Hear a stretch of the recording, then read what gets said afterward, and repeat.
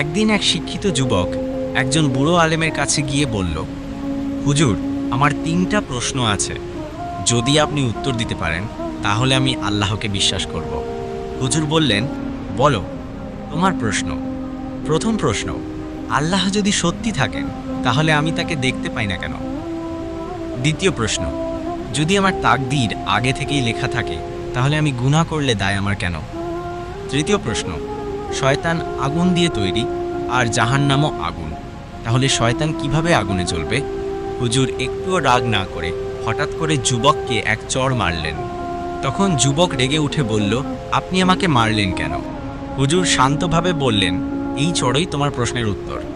এখন শোনো, প্রথম প্রশ্নের উত্তর, তুমি কি ব্যথা অনুভব করছো? হ্যাঁ।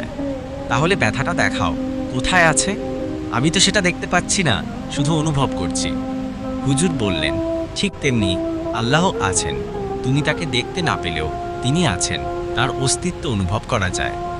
দ্বিতীয় প্রশ্নের উত্তর, আমি কি তোমাকে আগে থেকে বলেছিলাম যে আমি তোমাকে মারব? না, তবুও তুমি রাগ করছো কেন? কারণ আপনি অন্যায় করেছেন। দেখো, তুমি জানো না কি হবে, তবুও তুমি নিজের অনুভূতির জন্য প্রতিক্রিয়া দেখালে। ঠিক তেমনি আল্লাহ জানেন আমাদের তাকদীর, কিন্তু আমরা নিজের কাজের জন্য দায়ী। তৃতীয় প্রশ্নের উত্তর, মানুষ কি মাটি দিয়ে তৈরি না? হ্যাঁ। তবুও যদি কাউকে মাটির ঢেলা দিয়ে মারা হয় তাহলে ব্যথা লাগে কিনা? হ্যাঁ, অবশ্যই। তাহলে শয়তান আগুনের তৈরি হলেও জাহান্নামের আগুন তার জন্য শাস্তি হতে পারে।